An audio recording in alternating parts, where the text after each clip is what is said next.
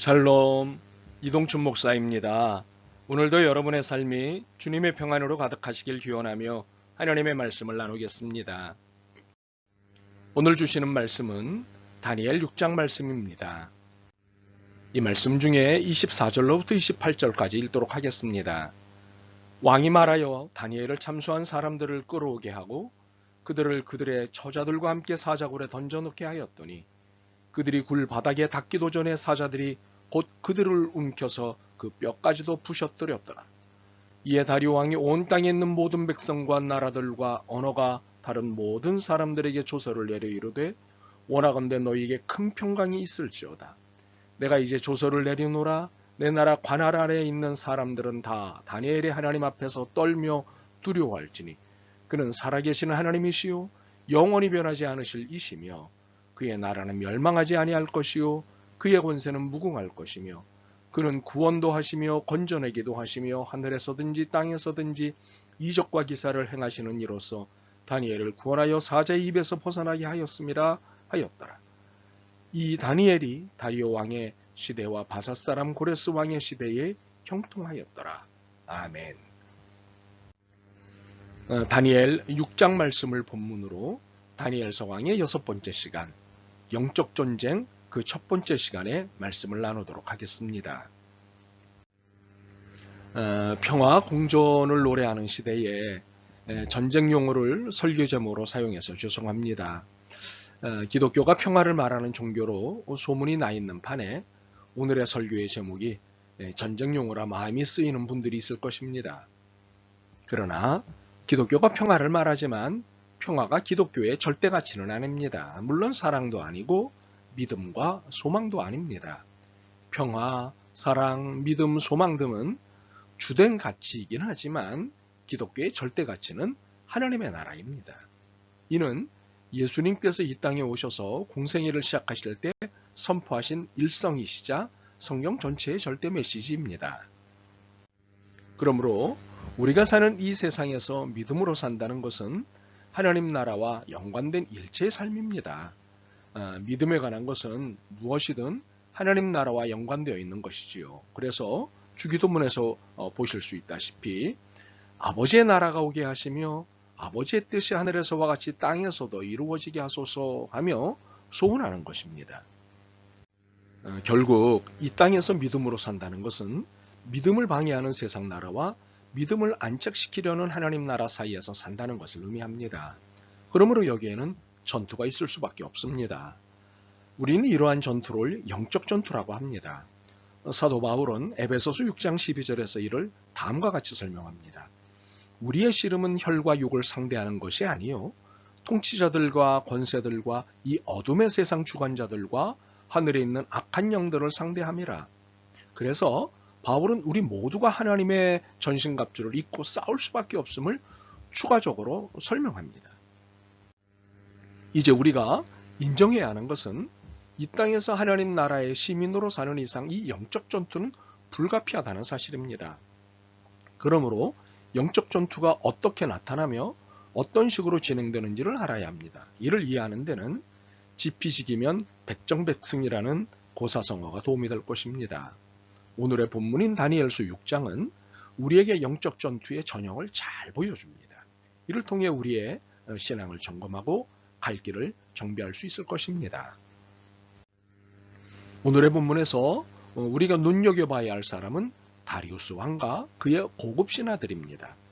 여기 다리우스 왕은 바벨론 왕이 아닙니다. 메대 왕입니다. 이는 바벨론의 벨사살 왕이 하나님 앞에 잘못을 하여 메대의 공격을 받아 살해당하고 나라를 메대에 빼앗기게 된 것으로 인한 결과입니다. 그런데 우리가 메대의 다리우스를 볼 때 그가 다니엘에 대한 철저한 신뢰가 있는 것을 봅니다. 이는 다니엘의 행정력에 대한 신뢰뿐만이 아니라 그의 신앙에 대한 신뢰도 있었습니다. 이는 다리우스 왕이 바벨론 왕이 아니었음에도 불구하고 바벨론의 임재들에 대한 열린 태도를 갖고 있었다고 볼 수 있습니다. 그런데 이런 왕에 비해 그의 고급 신하들은 닫힌 태도를 갖고 있었습니다. 다니엘이 자신들보다 월등하다는 것이 그들에게는 불편한 것이 되었습니다.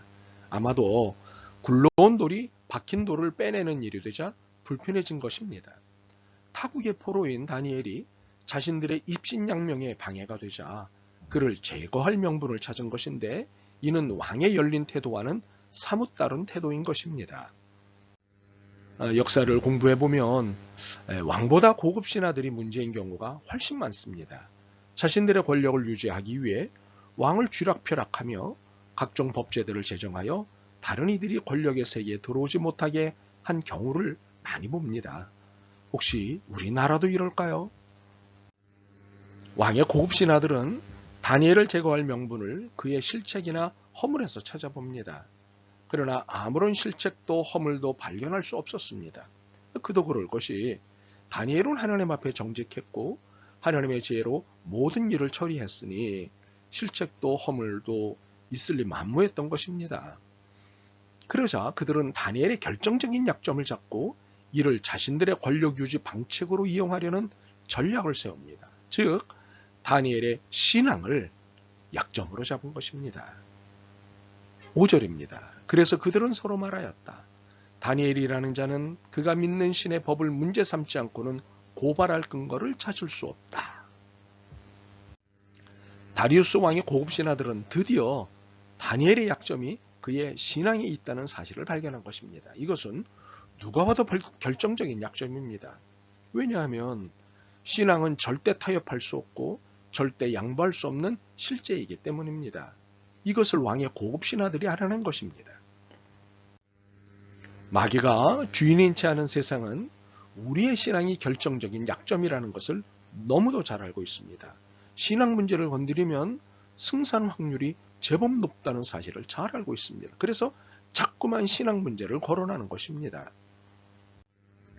우리는 이것을 오래전 이랜드 사건에서 볼 수 있습니다. 이 사건은 비정규직 노동자들이 이랜드로부터 받는 수모에 대해 분통을 터뜨리며 사태가 악화일로로 치닫은 사건입니다. 이 사건은 이랜드가 잘못한 일이었습니다. 믿음의 기업을 최고의 가치로 두는 회사로서 비정규직 노동자들에 대해 취하는 태도는 최소한 다른 기업들과는 다른 보다 인격적이고 비자본적인 모습이어야 했습니다. 그러나 그들이 철저히 자본의 논리로 일을 처리하는 것을 보면서 분노하지 않을 수가 없었습니다. 그 당시 이랜드의 비정규직 노동자들과 그들을 지원했던 민주노동당, 민주노총 등이 외치는 구호는 우리를 부끄럽게 했습니다. 기독교가 이 정도냐? 그럼에도 이것은 다른 논쟁점을 떠나 기독교에 대해 폄훼하고 신앙이라는 약점을 잡은 것입니다. 신앙에서 약점을 잡을 수 있겠다 생각한 다리우스 왕의 고급 신하들은 신앙에 관계된 결정적인 법제를 추구합니다. 그것은 한시법으로 앞으로 30일 동안 다리우스 왕에게만 모든 것을 상의하고 그를 향해서만 강구하는 것을 법으로 제정하는 것이었습니다. 이렇게 해서 다니엘을 잡겠다는 것입니다. 이것은 일종의 인간의 신격화 작업을 통해 종교 탄압 정책을 벌이자는 것입니다. 그러나 하나님이 가장 싫어하시는 것이 우상숭배입니다. 우상숭배는 어떠한 이유도 있을 수 없다는 것이 하나님의 단호한 입장이십니다. 하나님 이외에는 다른 신이 없습니다. 우리는 다니엘서를 공부하면서 이 사실을 너무도 잘 알게 되었습니다.